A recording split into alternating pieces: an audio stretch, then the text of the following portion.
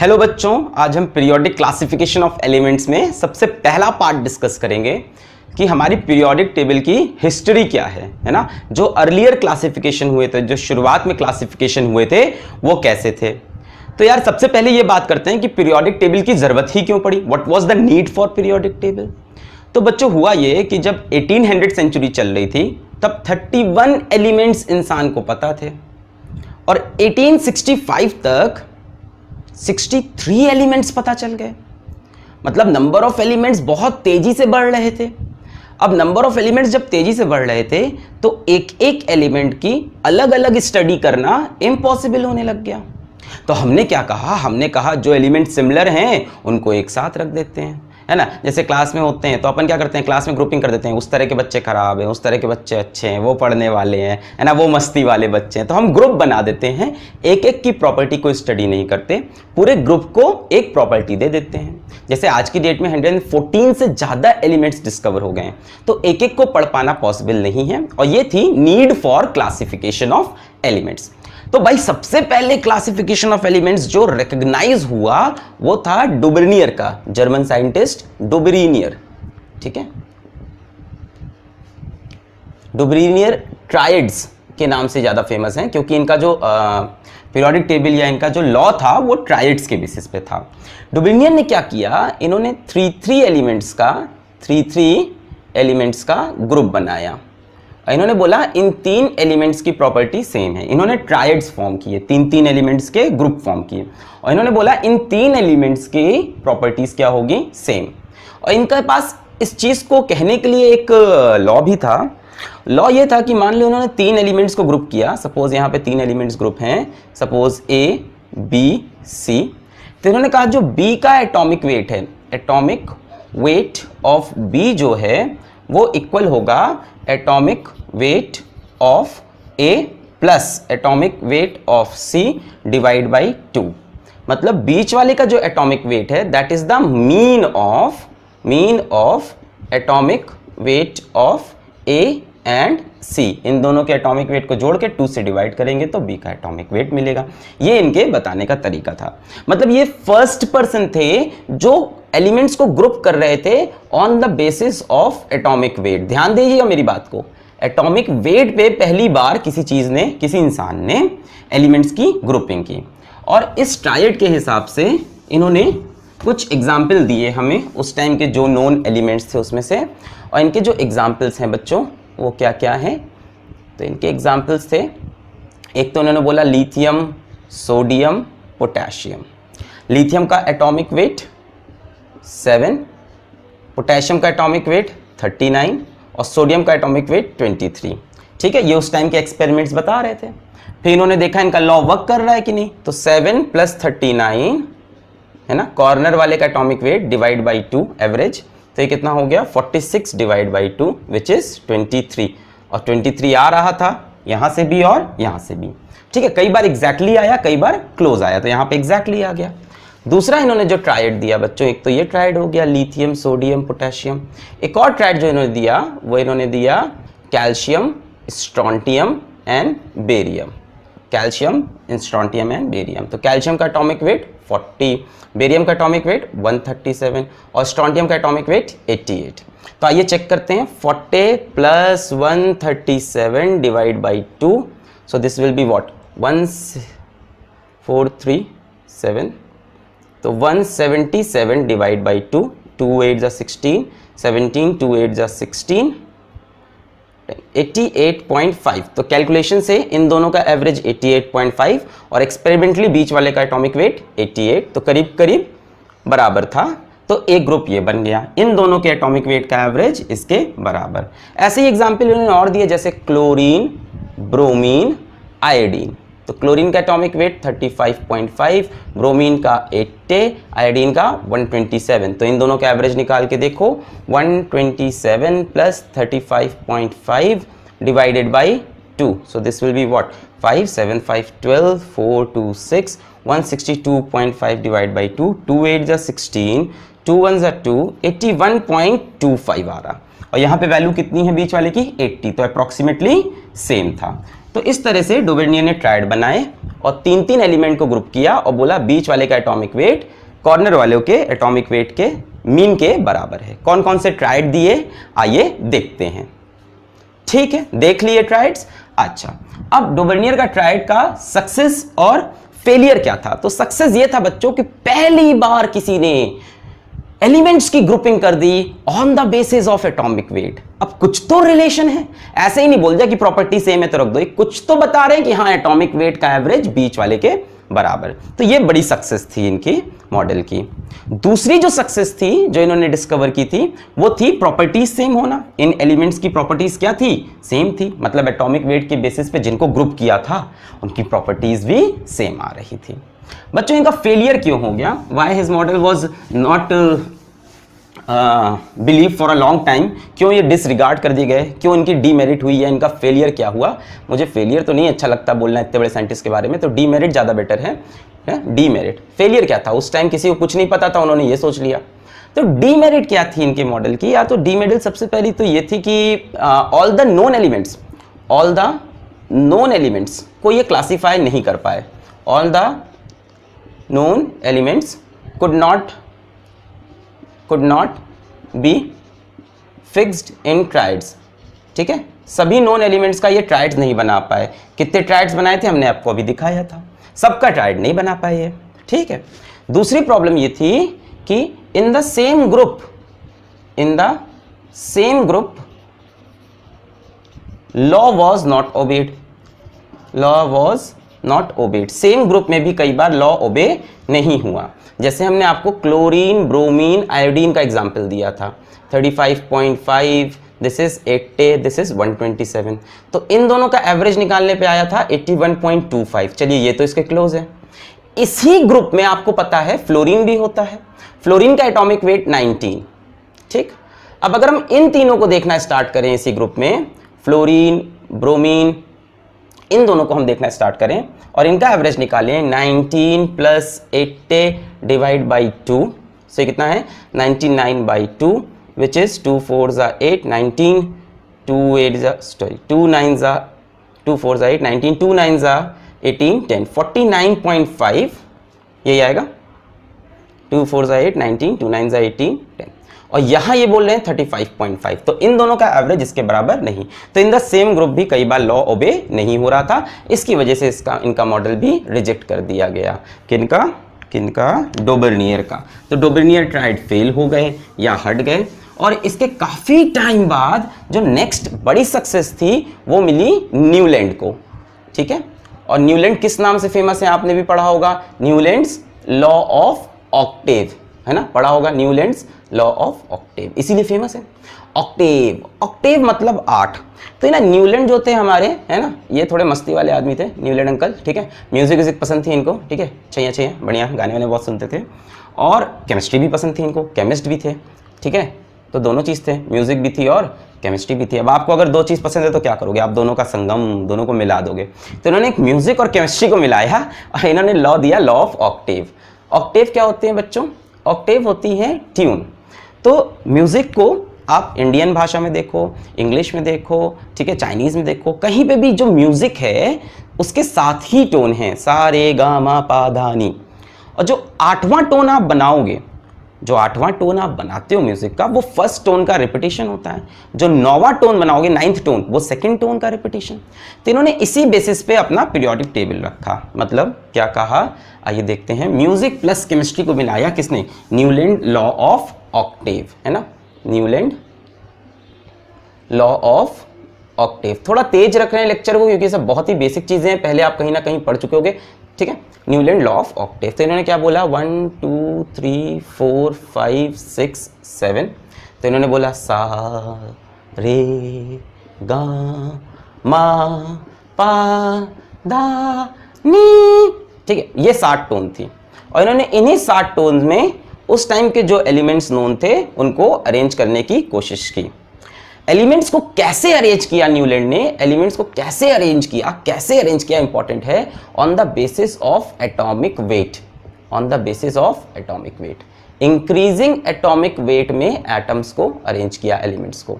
मतलब सबसे पहला एलिमेंट जो रखेंगे उसका एटॉमिक वेट सबसे कम, उसके बाद उससे ज्यादा, उसके बाद उसके ज्यादा, उसके, ठीक है। तो इन्होंने इस तरह से करके एटॉमिक वेट के बेसिस पे उस टाइम के सारे एलिमेंट्स को रखा, तो उनको मिला lithium, beryllium, boron, carbon, nitrogen, oxygen, fluorine, फिर सोडियम, मैग्नीशियम। अब कई लोग कह रहे होंगे बुक में हाइड्रोजन है कि लिथियम है, तो मैं वो डेटा ले रहा हूं जो एनसीईआरटी का है, मेरी मजबूरी है। ऑल्दो यहाँ पे हाइड्रोजन था जो न्यूलैंड का टेबल, पर जो एनसीईआरटी बोलता है वो हमें आपको पढ़ाना है ना, for all competitive exam, for any kind of exam that you are giving, any kind, भाई एनसीईआरटी ही प्रेफर होगी, ठीक है।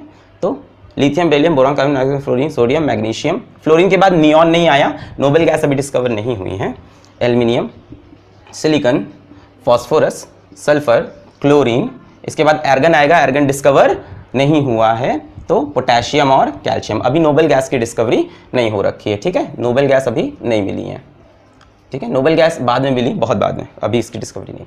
अब इनका रूल क्या कहता है, लॉ क्या है, जैसे लिखा है लॉ ऑफ ऑक्टेव, तो लॉ ये कहता है that starting from anywhere, starting from anywhere, every eighth element has same properties like the first element।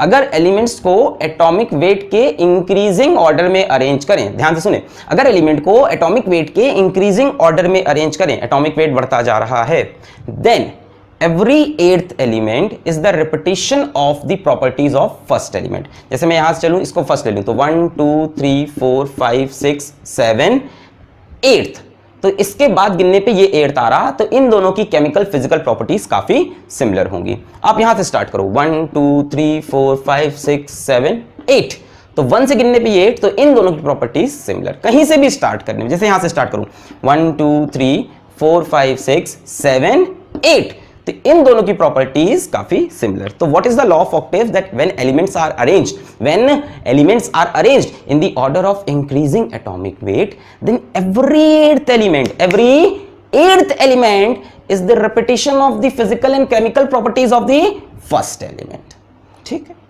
तो ये इनकी डिस्कवरी थी। प्रॉब्लम क्या थी कि कैल्शियम के बाद के एलिमेंट्स को ये अरेंज इसमें नहीं कर पाए, सिर्फ लाइटर एलिमेंट के लिए ज़्यादा सक्सेसफुल हुए। किसके लिए सक्सेसफुल हुए? लाइटर एलिमेंट्स के लिए, ठीक है, कैल्शियम तक लाइटर एलिमेंट्स के लिए इनका मॉडल ज़्यादा सक्सेसफुल हुआ, और नोबेल गैस की अभी डिस्कवरी नहीं हो रखी है। एक जो नई बात न्यूलैंड करके गए, जो बहुत ही इंपॉर्टेंट थी बच्चों, जो कि जानना बहुत ज़रूरी है, न्यूलैंड एक बहुत बड़ी नई बात करके गए, और जो कि थी पीरियोडिसिटी। क्या थी? पीरियोडिसिटी। पीरियोडिसिटी क्या होता है बच्चों? पीरियोडिसिटी को जानना बहुत जरूरी है हमारे सिलेबस में। Periodicity is the repetition of similar physical and chemical properties. Periodicity is the repetition of similar physical and chemical properties after fixed interval. कुछ फिक्स्ड इंटरवल के बाद केमिकल और फिजिकल प्रॉपर्टीज रिपीट होंगी। बट यही सिर्फ periodicity नहीं है, और सुनो, periodicity is the gradual increase in physical and chemical properties after fixed intervals. Fixed intervals के बाद, जैसे यहां से चले तो ये इंटरवल बीता, इसके बाद जो एलिमेंट आया, या तो उसकी प्रॉपर्टीज लिथियम के सिमिलर होगी, या तो लिथियम से ग्रेजुअल इंक्रीज दिखाएगी। भाई बहुत सी प्रॉपर्टीज हो सकती हैं, बहुत सी, acidic nature, basic nature, oxidising nature, electron affinity, ionisation potential, atomic radius, बहुत सी प्रॉपर्टीज। तो या तो इन दोनों की वो प्रॉपर्टीज सेम होंगी, या तो यहां से यहां आने पे उन प्रॉपर्टीज में एक रेगुलर इंक्रीज दिखेगा या रेगुलर डिक्रीज दिखेगा। इसको बोलते हैं पीरियोडिसिटी। पीरियोडिसिटी समझ में आ रही है? या तो फिक्स, यहां से चले कचक कुचू कचा कुचू कचा काकू, या तो फिक्स्ड इंटरवल के बाद जो एलिमेंट्स आएंगे उनकी प्रॉपर्टी सेम होगी, या तो ग्रेजुअल इंक्रीज होगा प्रॉपर्टी में, या तो ग्रेजुअल डिक्रीज। ग्रेजुअल मतलब एक फिक्स्ड डिक्रीज होगा। जैसे यहां से यहां एटॉमिक रेडियस मान लो बढ़ा दुगना, तो यहां से यहां भी दुगना, यहां से यहां कोई प्रॉपर्टी हाफ हुई तो यहां से यहां और हाफ हो जाएगी। तो या तो ग्रेजुअल इंक्रीज, ग्रेजुअल डिक्रीज, या तो सिमिलर केमिकल प्रॉपर्टीज। जैसे सिमिलर में बात करें तो लिथियम, सोडियम, पोटेशियम की सबकी वैलेंसी कितनी है? +1, तो ये प्रॉपर्टी क्या हो गई? सिमिलर। एटॉमिक रेडियस की बात करें तो यहां से यहां एटॉमिक रेडियस बढ़ता है, यहां से यहां भी एटॉमिक रेडियस बढ़ता है। समझ में आ रहा है? तो कुछ प्रॉपर्टीज बढ़ेंगी, कुछ सेम रहेंगी, कुछ डिक्रीज करेंगी। तो ये था न्यूलैंड का लॉ ऑफ ऑक्टेव। फिर Newland law of octave fail क्यों कर गया? न्यूलैंड लॉ ऑफ ऑक्टेव क्यों फेल कर गया? क्या बोला था न्यूलैंड ने? जल्दी से बोलो। That every eighth element is the repetition of the properties of first element, क्योंकि म्यूजिक में भी ऐसा होता है, ठीक है। तो ये फेल क्यों कर गया? What was the reason for the failure of Newland law of octave? या इसको हम क्या बोल सकते हैं? डीमेरिट। अबे अपनी क्या औकात है कि हम बोल दें न्यूलैंड का लॉ फेल कर गया है? फेलियर, हम बता रहे फेल हो गए हैं, बड़ी चीज थी यार। तो सक्सेस क्या थी पहले मेरी सुन लो। सक्सेस थी एटॉमिक वेट के इंक्रीजिंग ऑर्डर में एलिमेंट्स को लगाने पे प्रॉपर्टीज सेम आ रही थी। पीरियोडिसिटी की डिस्कवरी हुई है और बोला है कि जो प्रॉपर्टीज रिपीट हो रही हैं वो एटॉमिक वेट की वजह से रिपीट हो रही हैं। बार बार सुनो, एटॉमिक वेट की बातें इन्होंने भी की है और इसके पहले डोगर्नी ने भी की थी। इन्होंने कहा कि increasing order of atomic wait, increasing order of atomic wait पे लगाने पे प्रॉपर्टीज रिपीट हो रही हैं। अब फेलियर की बात करते हैं तो सबसे पहला फेलियर बच्चों ये था कि नोबेल गैस की डिस्कवरी। अब जैसे ही नोबेल गैस डिस्कवर हुए, जैसे ही नोबेल गैस डिस्कवर हुए तो भाई प्रॉब्लम हो गई। इन्होंने क्या बोला था? Lithium, beryllium, boron, carbon, nitrogen, oxygen, fluorine और सोडियम। अब सोचो यहाँ पे नोबेल गैस आ जाएगा, फ्लोरीन के बाद कौन आएगा? नियॉन। तो 1 2 3 4 5 6 7 8 लो, तो यहां से चलने पे 8वां एलिमेंट का प्रॉपर्टी इसके सिमिलर नहीं है, बल्कि किसकी सिमिलर है? 9वें की। तो sodium, magnesium, aluminium, silicon, phosphorus, sulphur, chlorine, argon. अब यहां से चलने पे 1 2 3 4 5 6 7 8, तो सोडियम की प्रॉपर्टी आर्गन के सिमिलर नहीं है, बल्कि 9वें एलिमेंट पोटेशियम के सिमिलर है। तो आप बोलोगे क्या दिक्कत है सर? हम लॉ ऑफ ऑक्टेव की जगह लॉ ऑफ नॉन अटेन कर सकते हैं कि 9th एलिमेंट रिपीट हो रहा है, कर सकते थे कि 9th एलिमेंट रिपीट हो रहा है। प्रॉब्लम क्या हुई? प्रॉब्लम क्या हुई? Discovery of more elements, discovery of heavier elements. अभी हैवियर एलिमेंट्स तो ही नहीं इसमें, डिस्कवरी ऑफ हैवियर एलिमेंट्स। इनका जो मॉडल था वो किस पे फिक्स हो रहा था? इनका जो मॉडल था सिर्फ लाइट एलिमेंट्स के लिए था। अप टू कैल्शियम इनका मॉडल सक्सेसफुल था, उसके बाद सक्सेसफुल नहीं था। तो हैवियर एलिमेंट्स के आने पे फेल हो गया। नोबेल गैस की डिस्कवरी के बाद ये पूरा मॉडल इनका फेल कर गया। ठीक, पर फिर भी ये बहुत बड़ी डिस्कवरी थी। तो न्यूलैंड को इस डिस्कवरी के लिए मिला Davy medal from the Royal Society of London. ठीक है, इनको मिला रॉयल सोसाइटी ऑफ लंदन से डेवी मेडल। तालियां। अच्छा, अब न्यूलैंड के जाने के बाद रेस बढ़ चुकी है। एटॉमिक वेट पे दो लोग बातें कर चुके हैं, इतना समझ में आ गया है कि एटॉमिक वेट के इंक्रीजिंग ऑर्डर में अरेंज करने पे कुछ तो एलिमेंट्स की प्रॉपर्टी रिपीट हो रही है। अब आए दो सबसे बड़े साइंटिस्ट, जिसमें से एक बहुत ज्यादा फेमस हुए, दिमित्री मेंडलीव। दिमित्री मेंडलीव तो ये रसिया से थे। ठीक है, रसिया से थे दिमित्री मेंडलीव। और दिमित्री मेंडलीव ने जो पीरियोडिक टेबल दिया, या इन्होंने जो पीरियोडिक लॉ दिया, इन्होंने जो पीरियोडिक लॉ दिया, मेंडलीव्स पीरियोडिक लॉ, ये काफी बड़ा हिट हुआ केमिस्ट्री में। दिमित्री मेंडलीव जिस टाइम डिस्कवरीज कर रहे थे, मेंडलीव्स पीरियोडिक टेबल सुना होगा, उसी टाइम एक बहुत ही बड़ा साइंटिस्ट लोथर मेयर भी अपनी डिस्कवरी पे लगे हुए थे। ये जर्मन थे, ये रशिया से थे, जर्मनी से। लोथर मेयर और दिमित्री मेंडलीव की कोई दोस्ती यारी नहीं है, दोनों अपनी अपनी डिस्कवरी कर रहे हैं और दोनों की डिस्कवरी एग्जैक्टली सेम थी। पब्लिश पहले मेंडलीव कर ले गए, तो इसलिए मेंडलीव आपके लिए ज्यादा फेमस हुए। लोथर मेयर की जितनी भी ऑब्जर्वेशन थी वो एकदम सेम थी मेंडलीव जैसी। इन्होंने ग्राफ का यूज किया था, इन्होंने टेबल का यूज किया था, तो ये थोड़े ज्यादा है। आइए तो पहले पढ़ लेते हैं कि लोथर मेयर ने कैसे ग्राफ बनाया। ठीक है, तो लोथर मेयर ने जो अपना अरेंजमेंट दिया था वो भी सक्सेसफुल था। उन्होंने क्या कहा? उन्होंने कहा atomic volume versus atomic weight का मैं ग्राफ बनाता हूं। मतलब डिफरेंट एलिमेंट का एटॉमिक वॉल्यूम मेजर किया, उनका एटॉमिक वेट, और एक ग्राफ प्लॉट किया। ठीक है, इधर रखा एटॉमिक वॉल्यूम और इस तरफ रख दिया एटॉमिक वेट, और उन्होंने डिफरेंट एलिमेंट का एटॉमिक वेट और वॉल्यूम मेजर किया। जहां जहां एलिमेंट आ रहे थे, किसी एलिमेंट जैसे सोडियम मान लो मेजर किया, तो सोडियम यहां पे आया, एटॉमिक वेट और वॉल्यूम का जो उनकी वैल्यू थी यहाँ पे प्लॉट हुआ, इतना एटॉमिक वेट, इतना एटॉमिक वॉल्यूम। ऐसे पोटेशियम मिला, ठीक है, ऐसे करके अलग अलग एलिमेंट्स मिले। ठीक है, यहाँ उनको फ्लोरीन मिला, क्लोरीन मिला, ब्रोमीन मिला, ऐसे ये रखते गए एलिमेंट्स को। यहाँ उनको कैल्शियम मिला, यहाँ इनको बेरियम मिला, यहाँ स्ट्रोंटियम मिला, बेरियम मिला। ठीक, और करते करते जब इन्होंने सबको ज्वाइन किया बच्चों, तो हमारा कुछ ग्राफ ऐसा रैंडम सा बना था। तो उसको अगर मैं ईजिली समझाऊं तो ग्राफ कुछ इस फॉर्मेट का दिख रहा था। ठीक है, जो ओरिजिनल इमेज है वो मैं दिखा रहा हूं, थोड़ी डिफरेंट है। इस तरह का ग्राफ मिला, atomic volume versus atomic weight. ठीक है, जैसे यहाँ पे हमारा सोडियम, यहाँ हमारा पोटेशियम, यहाँ हमारा रुबीडियम, ऐसे करके अरेंज थे। इस जगह पे इन्होंने देखा कौन सा एलिमेंट आ रहा है, तो देखा यहाँ पे आ रहा है बेरिलियम, यहाँ सॉरी यहाँ पे क्या आएगा, मैग्नीशियम। यहाँ पे देखा क्या आ रहा, तो देखा यहाँ पे कैल्शियम। यहाँ देखा क्या आ रहा, तो देखा स्ट्रोंटियम। यहाँ देखा क्या आ रहा, तो देखा फ्लोरीन। यहाँ देखा क्या आ रहा, तो क्लोरीन। यहाँ देखा तो क्या आ रहा, ब्रोमीन। तो बच्चों क्या खास बात है, समझ में आ रहा है? इस पीक के कर्व पे आपको दिख रहे हैं कौन से मेटल हैं, सोडियम, पोटेशियम, रुबीडियम, यानी जो आप ग्रुप 1 में एल्कली मेटल्स।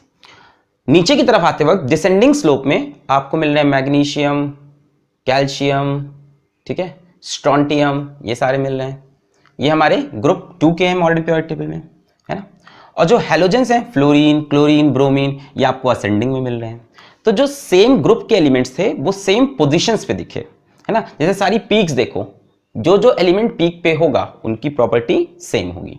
जैसे मान लो यहाँ कोई एलिमेंट है x, यहाँ कोई एलिमेंट आया y और यहाँ कोई एलिमेंट आया z, तो जो जो एलिमेंट सेम तरह की पोजीशन पे हैं उनकी फिजिकल और केमिकल प्रॉपर्टी सेम। तो इन्होंने क्या कहा, elements at similar position of curve, at similar positions of curve have similar, ठीक है, प्रॉपर्टीज। सिमिलर होगी या रेगुलर इंक्रीज या रेगुलर डिक्रीज होगा, ठीक है। पीरियोडिसिटी इन्होंने भी डिस्कवर की पर कर्व में। जैसे इन्होंने कहा जितनी भी पीक्स हैं सब पीक किसको मिलेगी, हमारी एल्कली मेटल्स को। जितनी डिसेंडिंग स्लोप है वो किसको मिलेगी, एल्कलाइन अर्थ मेटल्स को, मैग्नीशियम, कैल्शियम, स्ट्रॉन्टियम, क्या कहते हैं, एल्कलाइन अर्थ्स। जितनी भी असेंडिंग स्लोप्स हैं वो किसको मिलेगी, हैलोजेंस को मिलेगी। तो इस तरह से इन्होंने क्लासिफिकेशन तो किया बच्चों, पर यार ये क्लासिफिकेशन बहुत काम का नहीं है। क्यों? क्योंकि बहुत ही मिस अरेंज्ड है यार। अगर यही चीज कोई हमें टेबल में बना के देता तो हमें ज्यादा अच्छी लगती। टेबल में कोई बताता ग्रुप 17 में हैलोजन है तो फील होता है, ग्रुप 1 में ये है तो समझ में आता है। अब कर्व में कैसे समझें? तो आप बोल दोगे सर असेंडिंग में ये, टॉप पे पीक पे ये, डिसेंडिंग में एल्कलाइन अर्थ। अच्छा, मान लो यहाँ पे कोई एलिमेंट हुआ और उसके जैसा एलिमेंट यहाँ पे, उसके जैसा एलिमेंट यहाँ पे, तो ये वाले जो एलिमेंट्स हैं, मान लो ये कोई अपना एक ग्रुप हुआ है ना, ग्रुप ए बी सी, और इन तीनों की प्रॉपर्टी सेम हुई, तो तुम इनको बोलोगे, सॉरी ग्रुप ए और यहाँ ग्रुप ए और यहाँ डिसेंडिंग में बी और इस वाले में डिसेंडिंग में सी, मान लो ये हो गया। तो ए बी सी ये भी कहाँ है, स्लोप की डिसेंडिंग में, स्लोप की डिसेंडिंग में, स्लोप की डिसेंडिंग में। अब मैं बोलूँ ए बी सी, जैसे मान लो कि हमारा ऑक्सीजन फैमिली है, ठीक है, ऑक्सीजन, सल्फर, सेलियम, टेरियम, पोलोनियम वाली फैमिली है। तो अब हम क्या बोलेंगे कि ये फैमिली किस पे फॉल कर रही है, किस पे फॉल कर रही है, गिरने वाली स्लोप पे। और ये मैग्नीशियम, कैल्शियम, स्ट्रॉन्टियम ये भी किस पे, गिरने वाली स्लोप पे, है ना। तो हम एग्जैक्टली कैसे बताएंगे, तुम बोल दोगे थोड़ा सा ऊपर वो है, यहाँ पे फिर कोई और फैमिली बनेगी, ऐसे समझ रहे हैं, यहाँ पे फिर यहाँ पे फिर यहाँ पे, इस तरह से एक फैमिली यहाँ यहाँ यहाँ, ये एक फैमिली होगी। तो बड़ी प्रॉब्लम हो जाएगी बता पाना एग्जैक्ट पोजीशन, बड़ी दिक्कत हो जाएगी। मतलब कैसे पकड़ेंगे कि कितनी ऊपर कितनी नीचे। इसलिए ये क्लासिफिकेशन सही तो है और बहुत ही बड़ा ब्रेक था ये भी। उधर मेंडलीव्स भी सेम काम कर रहा, पर मेंडलीव ने टेबल पे काम किया, इन्होंने ग्राफ पे काम किया, तो इनके वर्क को भी काफी रिकॉग्नाइज तो किया गया, पर पहला टेबल जो प्रपोज किया वो मेंडलीव ने किया, ठीक है। आइए अब देखते हैं मेंडलीव पीरियोडिक टेबल। तो मेंडलीव ने जो पीरियोडिक टेबल सोचा, जो लॉ सोचा, वो मेंडलीव ने बोला कि उनको रात में सोते सोते सपने में आया था, है ना। अपने को सपने में क्या आती है, प्यारी सी लड़की इनको सपने में भी पीरियोडिक टेबल आ रहा था, ठीक है। और इन्होंने पूरे सपने में पीरियोडिक टेबल पूरा देख लिया और ओरिजिनल पीरियोडिक टेबल बनाया। ऐसा कहा जाता है जो इन्होंने पीरियोडिक टेबल बनाया था वो ताश के पत्तों पे एलिमेंट्स का नाम लिखा, ताश के पत्तों पे एलिमेंट्स का नाम लिखा और उनको अरेंज किया in order of increasing atomic wait, in order of increasing atomic weight. तो यार सुनो, डोबरीनियर क्या किया, 3-3 एलिमेंट्स को ग्रुप किया, बीच वाले का एटॉमिक मास 2 के एवरेज के बराबर। न्यूलैंड ने क्या किया, 8-8 एलिमेंट्स बोले कि हर आठवां एलिमेंट रिपीटिशन है पहले का, अगर किस में अरेंज करें, in order of increasing atomic wait. और मेंडलीव ने भी यही कहा, arrange in order of increasing atomic wait. मतलब इन्होंने न्यूलैंड की वो बात ले ली कि इंक्रीजिंग एटॉमिक वेट में एलिमेंट को रखो, तो क्या कहा था न्यूलैंड ने कि 8वां एलिमेंट पहले की प्रॉपर्टी रिपीट करेगा। ये इन्होंने नहीं कहा, इन्होंने बोला नॉट ऑक्टेव, ये ऑक्टेव को नहीं सपोर्ट कर रहे थे। इन्होंने कहा after fixed interval, after certain fixed intervals properties are repeated, ठीक है। तो रिपीटेड तो इसके लिए एक बड़ा ही जनरल सा टर्म हो गया। After certain fixed intervals periodicity is seen, ठीक है, पीरियोडिसिटी मिली हमको। तो इन्होंने ये नहीं बोला कि हर 8वां एलिमेंट, इन्होंने बोला हाँ इंक्रीजिंग एटॉमिक वेट पे लगाने पे कुछ फिक्स्ड इंटरवल के बाद जो एलिमेंट्स आते हैं उनकी प्रॉपर्टीज या तो सेम होती है, या तो ग्रेजुअल इंक्रीज होती है, या तो ग्रेजुअल डिक्रीज होती है। किस पे बात की इन्होंने पीरियोडिक लॉ में? In order of increasing atomic wait, ठीक। अच्छा, what was his periodic law? What was his periodic law? The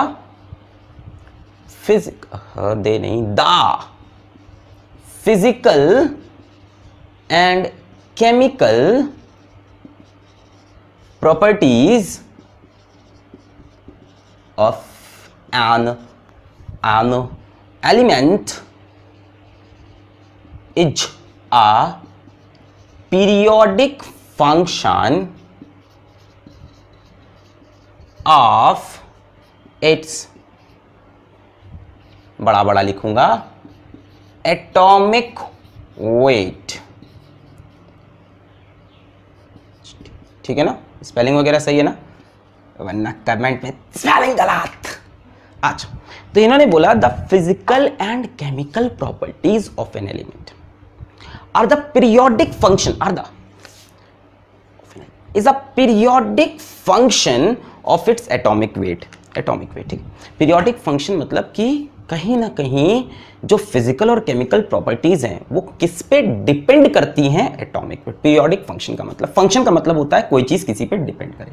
function का मतलब कोई चीज किसी पे डिपेंड करे। जैसे हम बोलते हैं y is equals to f x, मतलब y x पे डिपेंड करता है। y is a function of x, y is a f function of x, मतलब y x पे डिपेंड। तो इन्होंने बोला कि physical and chemical properties is a periodic function of atomic weight. तो फिजिकल और केमिकल प्रॉपर्टीज किस पे डिपेंड करती हैं? एटॉमिक वेट पे। यही है Mendeleev's periodic law, simple. The physical and chemical properties of an element is a periodic function of atomic wait. अगर एलिमेंट्स को increasing order of atomic wait में लगाएं तो physical and chemical properties after fixed interval या तो repeat, या तो increase, या तो ग्रेजुअल डिक्रीज होगी, ठीक है। ये बातें की मेंडलीव ने। अब जो मेंडलीव का बच्चों ओरिजिनल पीरियोडिक टेबल था, उसके लिए आप विकिपीडिया पर सर्च करिए। अच्छा, मैं इमेज भी दिखा देता हूँ, ओरिजिनल पीरियोडिक टेबल, ठीक है। तो अगर मुझे इमेज मिलती है, अभी मैं वीडियो बना के देखता हूँ, तो ओरिजिनल पीरियोडिक टेबल था, तो विकिपीडिया पे सर्च करिएगा, वो करके लिखा हुआ था, मतलब वो रशियन भाषा में था, तो वो आपके समझ में आने वाला नहीं, मेरे समझ में भी आने वाला नहीं। तो क्या हुआ कि उस पीरियोडिक टेबल को बहुत से लोगों ने मॉडिफाई करना स्टार्ट किया, उसके डिफरेंट फॉर्म्स बने कि पूरे वर्ल्ड उसको पढ़ पाए। और फॉर्म बनते हम जो मेंडलीव पीरियोडिक टेबल बनते हैं वो काफ़ी ज़्यादा एडिटेड है, ठीक है। ओरिजिनल तो मैंने बताया ताश के पत्तों पे, जैसा कहा जाता है कि ताश के पत्तों में उन्होंने एलिमेंट्स का नाम लिखा, उनको इंक्रीजिंग एटॉमिक वेट में रखा, फिर देखा वो एलिमेंट जिनकी प्रॉपर्टी सेम है वो सेम लाइन में दिख रहे थे ताश के पत्तों में, ठीक है, कार्ड्स में। तो इनका जो ओरिजिनल पीरियोडिक टेबल है, आइए उसको हम देखते हैं और बात करते हैं कि मेंडलीव ने क्या क्या चीज़ें बताई। ये था मेंडलीव का पीरियोडिक टेबल, जरा ध्यान से देखिए इसको। कुछ नए तरीके का पीरियोडिक टेबल है, मॉडर्न पीरियोडिक टेबल जैसा नहीं है, ध्यान से देख लें इसको। ग्रुप 1, ग्रुप 2, 3, 4, 5, 6, 7, 8 ग्रुप हैं। और आप देख रहे हो ग्रुप के अंदर सब ग्रुप भी बने हैं, जैसे ग्रुप 1 में ए और बी, ये देखो ग्रुप ए और ये 1 का बी, 2 का ए, 2 का बी, इस तरह से सब में देख रहे हो। और 8 में देखो कोई सब ग्रुप नहीं है, पर 3 एलिमेंट रखे हैं, ठीक है, कुछ ऐसा अरेंज किया है। 7th में 2 ग्रुप हैं, एक ए और एक बी, ऐसी 6th में है, और इसमें एलिमेंट्स इन्होंने अरेंज किए जैसे तैसे, ठीक है। अब अलग अलग किताबों में ये टेबल भी अलग अलग बना है, जैसे एनसीईआरटी में इसमें एक ग्रुप 0 भी ऐड किया है जिसमें नोबल गैसेस को रखा है, ठीक है। बट नोबल गैसेस की डिस्कवरी मेंडलीव के पीरियोडिक टेबल के बाद हुई थी, तो जो एनसीईआरटी का बना हुआ है वो मेंडलीव का नहीं, उसका एडिटेड फॉर्म है। मैंने आपको बताया ना, बहुत एडिट हुए टेबल। अच्छा, तो मेंडलीव ने बेसिकली 8 वर्टिकल कॉलम देखे, 1 2 3 4 5 6 7 8, और 8 वर्टिकल कॉलम्स को उन्होंने ग्रुप्स बोला। तो इनके पास 8 ग्रुप थे। ग्रुप में आप देख रहे हो कि सब ग्रुप भी है। ग्रुप में क्या है? सब ग्रुप। कहां से कहां? ग्रुप 1 से लेके 7 तक, 1 से लेके 7 तक सब ग्रुप्स हैं, ए और बी, तो बच्चों ये क्या कहानी है सब ग्रुप्स की? बच्चों जो एलिमेंट सेम सब ग्रुप में है, जैसे 1B में है या 2A में जो है या 4B में जो ग्रुप हैं, जो सब ग्रुप्स में थे उनकी प्रॉपर्टीज सेम थी, प्रॉपर्टीज सेम है ना, एकदम ही सेम थी, आइडेंटिकल। और जो ग्रुप में थे उनकी प्रॉपर्टीज भी सेम थी। ग्रुप मतलब first group, second group, third group. जो ग्रुप में थे उनकी प्रॉपर्टीज भी सेम थी, पर ग्रुप में जो बड़ी चीज इन्होंने बात की थी वो थी वैलेंसी सेम होने की। एक्चुअल में बात क्या थी कि मेंडलीव की जो ये एनालिसिस थी वो किस प्रॉपर्टी पे बेस्ड थी, तो वो प्रॉपर्टी वैलेंसी ही थी। मेंडलीव ने सबकी ऑक्साइड बनाई थी और देख रहे थे कि सबकी ऑक्साइड का फॉर्मूला क्या है। उन्होंने देखा जिनकी ऑक्साइड का फॉर्मूला ये बन रहा है MgO CaO, मतलब कोई भी मेटल और O ऐसा बन रहा है, उसको उठा के उन्होंने ग्रुप 2A में रख दिया। उन्होंने देखा जिसकी ऑक्साइड का फॉर्मूला ये बन रहा है Na2O है ना, K2O इस तरह का बन रहा है, यानी मेटल 2O, उसको उठा के उन्होंने ग्रुप 1A में रख दिया। तो बेसिकली उन्होंने यही चीज ही यूज की थी, ऑक्साइड, और ऑक्साइड से पता क्या चल रहा है, वैलेंसी। Na2O का मतलब Na की वैलेंसी +1। तो इस तरह से सेम वैलेंसी वालों को उन्होंने सेम ग्रुप में रखा और जिनकी प्रॉपर्टीज और ज्यादा सेम थी उनको सेम सब ग्रुप में रखा। इसी तरह से बच्चों इन्होंने 7 हॉरिजॉन्टल रोज बनाई, 7 हॉरिजॉन्टल रोज, जिसको इन्होंने पीरियड बोला। और पीरियड की खास बात क्या थी कि पीरियड में जब हम लेफ्ट से राइट की तरफ मूव कर रहे थे, लेफ्ट से राइट की तरफ मूव कर रहे थे, तो प्रॉपर्टीज मेटल से नॉन मेटल हो रही थी। ये इन्होंने बताया उस समय। इन्होंने कहा जो पीरियड है उनका सिग्निफिकेंस क्या है कि जब आप लेफ्ट से राइट चलोगे तो प्रॉपर्टीज मेटल से किस तरफ जा रहे हो, आप नॉन मेटल्स की तरफ जा रहे हो। तो इनकी मॉडल इतना बड़ा हिट क्यों था? क्योंकि उस टाइम 63 एलिमेंट डिस्कवर थे और इनके टेबल में 63 एलिमेंट्स थे। मतलब ही classified all the known elements of that time in his periodic table। तो मेंडलीव का पीरियोडिक टेबल का हिट पॉइंट क्या है ना, इनका सबसे बड़ा हिट क्या हुआ? तो इनका सबसे बड़ा हिट या इनकी आप मेरिट या इनका एडवांटेज अगर देखो, ठीक है, जल्दी जल्दी पढ़ते हैं इसको। मेरिट सबसे पहला, ऑल 63 एलिमेंट्स वर क्लासिफाइड, वर अरेंज्ड, ठीक है। और अरेंजमेंट का ऑर्डर किस बेसिस पे है? On the basis of increasing atomic weight. तो दूसरी बात क्या है? इन्होंने जो पीरियोडिक प्रॉपर्टी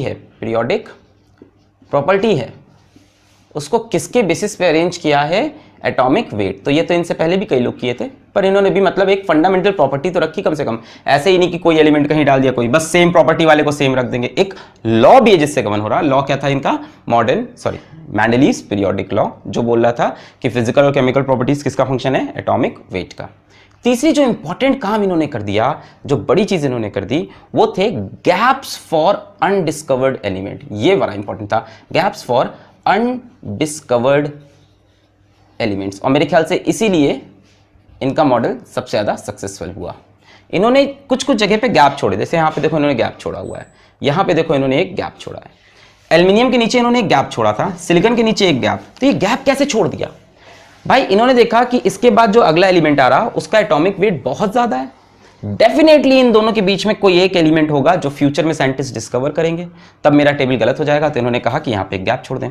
या सिलिकॉन के बाद यहाँ टिन तक आने में जो गैप था एटॉमिक वेट का बहुत ज्यादा था, तो उन्होंने यहाँ पे एक गैप छोड़ दिया था। He left gaps for undiscovered element, that's the biggest hit of his periodic table.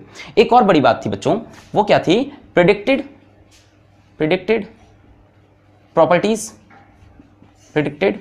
Properties of undiscovered elements.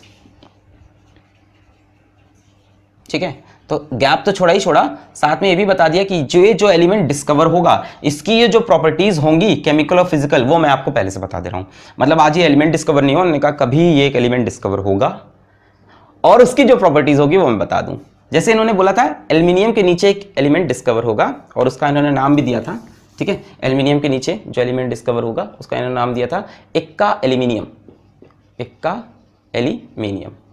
ठीक है, और इसी तरह से इन्होंने सिलिकॉन के नीचे बोला कि एक एलिमेंट और डिस्कवर होगा जिसको हम बोलेंगे एक्का सिलिकॉन। एक्का मतलब एक बाद, ठीक है। तो ये संस्कृत वर्ड था, तो संस्कृत वर्ड इसलिए आया क्योंकि इनके जो एक फ्रेंड थे, कलीग थे, वो संस्कृत के बहुत बड़े मास्टर थे। वो संस्कृत फील्ड में उन्होंने एक किताब लिखी, और उस किताब को अगर आप मतलब विकिपीडिया पे आप देखो उस किताब के बारे में, तो यही लिखा है कि वो किताब मेंडलीव पीरियोडिक टेबल से मिलती जुलती थी, मतलब उसका भी क्लासिफिकेशन किताब का वैसे ही, तो दोनों का एक दूसरे काम पे इफेक्ट पड़ा। तो इन्होंने संस्कृत का यूज़ किया, इन्होंने बोला एक्का सिलिकॉन और एक्का एल्यूमिनियम।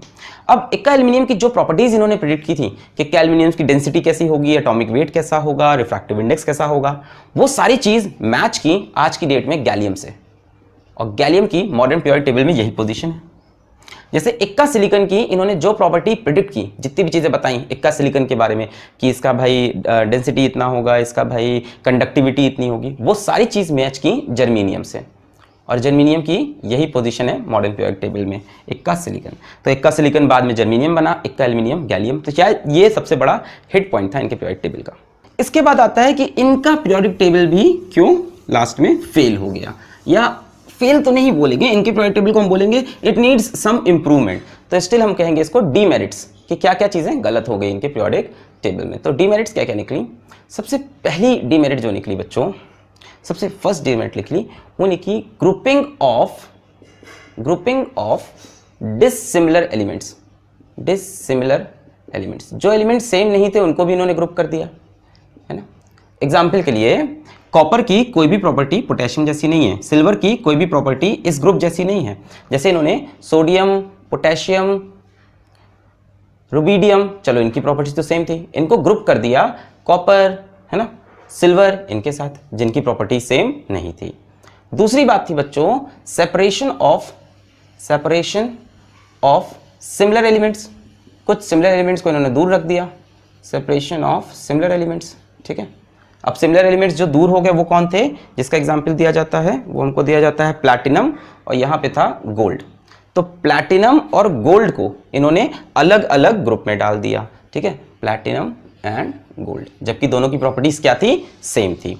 तीसरी जो बच्चों इनकी गलती रह गई वो थी आइसोटोप्स की डिस्कवरी। आइसोटोप्स या पोजीशन ऑफ आइसोटोप्स। जैसे हाइड्रोजन का आपको पता है एक होता है मास 1, एक हाइड्रोजन का मास 2 भी होता है, एक हाइड्रोजन का मास 3 भी होता है, प्रोटियम, ड्यूटेरियम, ट्रिटियम। हाइड्रोजन के 3 आइसोटोप हैं, तीनों एलिमेंट कौन से हैं, हाइड्रोजन ही है, पर तीनों का मास अलग अलग है। अब इनका पीरियोडिक टेबल किस पे बेस्ड है, एटॉमिक वेट पे। इनके अकॉर्डिंग से जिस भी एलिमेंट का एटॉमिक वेट ज्यादा होगा वो बाद में आएगा। तो इनके अकॉर्डिंग यहाँ पे हाइड्रोजन का फर्स्ट मास, यहाँ पे हाइड्रोजन सेकंड मास वाला, यहाँ पे हाइड्रोजन थर्ड मास वाला, क्योंकि ये एटॉमिक वेट क्या हो रहा है, ज्यादा। तो इनके हिसाब से isotopes should have different position in periodic table, पर इन्होंने ऐसा किया नहीं, मतलब अपने ही रूल को फॉलो भी नहीं किया, है ना। इनका रूल कह रहा है कि जो एटॉमिक वेट ज्यादा है वो अलग अलग रखे जाएंगे, पर इन्होंने आइसोटोप्स को सेम पोजीशन दे रखी है, जबकि इनके रूल के हिसाब से अलग अलग पोजीशन होनी चाहिए। जैसे ऑक्सीजन है, ऑक्सीजन में अपना 16, ऑक्सीजन में 18, ठीक है, दोनों आइसोटोप होते हैं, पर इन्होंने ऑक्सीजन को एक ही पोजीशन दी। तो आइसोटोप्स की पोजीशन एक बड़ा प्रॉब्लम था।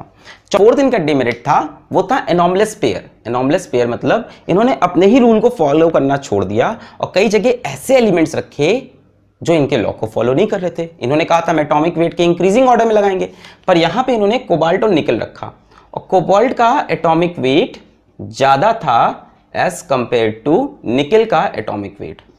तो कोबाल्ट को बाद में होना चाहिए, पर इन्होंने किया क्या, इन्होंने निकल को बाद में रख दिया। क्यों? ताकि प्रॉपर्टीज मैच रहे। मतलब अगर आप एनसीईआरटी में पढ़ो तो एनसीईआरटी में एक लाइन लिखी है कि मेंडलीव ने कई जगह पे एलिमेंट्स को स्विच किया, जैसे टेल्यूरियम और आयोडीन। टेल्यूरियम का एटॉमिक मास ज्यादा था, उसको आगे रखना चाहिए था, पर उन्होंने टेल्यूरियम को उठा के पीछे रखा, आयोडीन को आगे, आयोडीन को हैलोजन वाले ग्रुप में डाला। यहां मैंने लिखा नहीं थे, वो सब एलिमेंट्स छूट गए थे। तो इन्होंने कई जगह स्विच कर दिया एटॉमिक वेट में ताकि सिमिलर एलिमेंट्स साथ में रहे। तो इनका जो बेसिक फंडा बाद में धीमे धीमे बन गया था वो ये था कि सिमिलर एलिमेंट्स को साथ रखना, और ये अपने ही लॉ को धीमे धीमे मिस करने लगे। और फिफ्थ और एक फेलियर लास्ट में, तो वो तो यार कहाँ लिखूं, यहाँ लिख देता हूं, वो तो मतलब ऐसा फेलियर है जो आज तक सही नहीं हो पाया। Fifth demerit that is position of hydrogen. Position of hydrogen तो यार एक डिबेट का टॉपिक रहा है हमेशा से। क्यों रहा है भाई साहब? क्योंकि यार कोई कहता है हाइड्रोजन मेटल है, कोई बोलता है नॉन मेटल। देखिए हाइड्रोजन का वैलेंसी कितना है 1, तो उसको ग्रुप 1 में रखा, ठीक, वैलेंसी 1 है, ग्रुप 1 में रखा। हाइड्रोजन एक इलेक्ट्रॉन लूज करता है, वाह भाई वाह, तो 1 में रखा, ठीक है। पर यार हाइड्रोजन होता क्या है, नॉन मेटल, तो उसको जाना चाहिए था ग्रुप 7 में, पर रहा किसमें, ग्रुप 1 में। तो हाइड्रोजन यार मेटल है कि नॉन मेटल है, नॉन मेटल है वैसे, तो उसको ग्रुप 1 में क्यों रखा, उसको ग्रुप 7 में होना चाहिए। ये तो आज तक फाइट चल रहा है। तो पोजीशन ऑफ हाइड्रोजन अभी भी बवाल है और तब भी एक बवाल था। तो ये डीमेरिट से मेंडलीव के सबसे बड़ा आइसोटोप्स की गलती, एनॉमलस पेयर बनाना। पहले एनॉमलस पेयर बनाना हमारे हिसाब से गलती, उनके हिसाब से तो सही था, वो इंप्रूव कर रहे थे, पर लॉ नहीं रहा, अब लॉ खत्म होता जा रहा। सिमिलर एलिमेंट्स को सेपरेट कर दिया और डिससिमिलर एलिमेंट्स को टुगेदर रख दिया। यार मेंडलीव ने ना वैलेंसी को लेके एक बड़ी बढ़िया बातें बताई। तो वैलेंसी के लिए इनकी जो प्रॉपर्टी है, जो वो कह रहे हैं प्रॉपर्टी, उस प्रॉपर्टी की वो कौन सी प्रॉपर्टी है? वो प्रॉपर्टी है वैलेंसी। जैसे इन्होंने बोला ग्रुप 1 में सबकी वैलेंसी 1 होगी, ग्रुप 2 में 2 होगी, ग्रुप 3 के सबकी वैलेंसी 3, ग्रुप 4 की वैलेंसी 4 और 5 की 3 हो जाएगी, 8 - 5, 6 की इन्होंने बोला 2 हो जाएगी, 7 की बोला 1 हो जाएगी और 8 की वैलेंसी के बारे में इन्होंने बात नहीं की, इन्होंने बोला डिफरेंट वैलेंसीज हो सकती हैं। इस तरह से मेंडलीव का पीरियोडिक टेबल भी धीमे धीमे नीचे गया और फिर स्कॉट आए और स्कॉट ने डिस्कवर की नोबल गैसेस। नोबल गैस की डिस्कवरी के बाद इनका पीरियोडिक टेबल चेंज करना पड़ा और स्कॉट को अपनी डिस्कवरी के लिए नोबेल प्राइज मिला नोबल गैसेस डिस्कवर करने में, और मेंडलीव को नहीं मिला। पर मेंडलीव को उससे बड़ी एक अचीवमेंट मिली। मेंडलीव के नाम से बहुत ढेर सारे रशिया में इंस्टीट्यूट खोले गए जिसमें बच्चे आज एटॉमिक रिसर्च करते हैं। मेंडलीव के नाम से एक एलिमेंट पड़ गया, जैसे कॉपर एक एलिमेंट है ना, जैसे सोडियम एक एलिमेंट है, वैसे ही मेंडलीव के नाम से 101 एलिमेंट नंबर 101 अननिल यूनियम, अभी हम इसकी नेमिंग पढ़ेंगे कैसे करते हैं 101 की 102 की अगले वीडियो में, अननिल यूनियम ये इनके नाम से पड़ गया मेंडलीवियम। तो आज दुनिया एक एलिमेंट को इनके नाम से जानती है। तो जब तक ह्यूमन काइंड चलेगी, एलिमेंट 101 जो इंसान ने बनाया कहीं भी यूज होगा उसको हम बोलेंगे मेंडलीवियम। फिर इसके बाद एक range of scientist I quantum physics से, जो आप एटॉमिक स्ट्रक्चर में पढ़ रहे थे, नील बोर वगैरह आए, हेनरी मोसले आएंगे अब, एच.जी. मोसले। ये एच.जी. मोसले का कंट्रीब्यूशन एक्सरेज से था, उन्होंने कुछ और डिस्कवर किया, उन्होंने बोला एटॉमिक वेट प्रॉपर्टी होती ही नहीं एटॉमिक नंबर, और तब प्रपोज हुआ द मॉडर्न पीरियोडिक टेबल जिसके हैं बहुत सारे फॉर्म, और जो है अपना नेक्स्ट वीडियो। चलिए bye bye.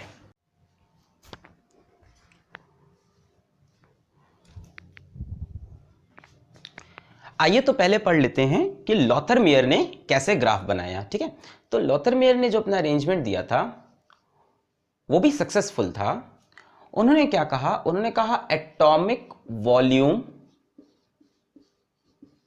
Versus atomic weight का मैं ग्राफ बनाता हूं। मतलब डिफरेंट एलिमेंट का एटॉमिक वॉल्यूम मेजर किया, उनका एटॉमिक वेट, और एक ग्राफ प्लॉट किया।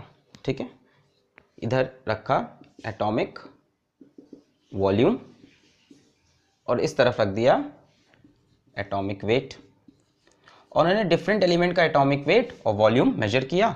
जहां जहां एलिमेंट आ रहे थे, किसी एलिमेंट जैसे सोडियम मान लो मेजर किया तो सोडियम यहां पे आया, एटॉमिक वेट और वॉल्यूम का जो उनकी वैल्यू थी यहाँ पे प्लॉट हुआ, इतना एटॉमिक वेट इतना एटॉमिक वॉल्यूम। ऐसे पोटेशियम मिला, ठीक है, ऐसे करके अलग अलग एलिमेंट्स मिले।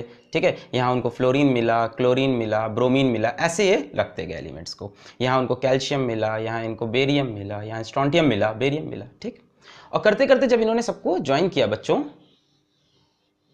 तो हमारा कुछ ग्राफ ऐसा रैंडम सा बना था। तो उसको अगर मैं इजीली समझाऊं तो ग्राफ कुछ इस फॉर्मेट का दिख रहा था। ठीक है, जो ओरिजिनल इमेज है वो मैं दिखा रहा हूं, थोड़ी डिफरेंट है। इस तरह का ग्राफ मिला, atomic volume versus atomic weight. ठीक है, जैसे यहाँ पे हमारा सोडियम, यहाँ हमारा पोटेशियम, यहाँ हमारा रुबीडियम, ऐसे करके अरेंज थे।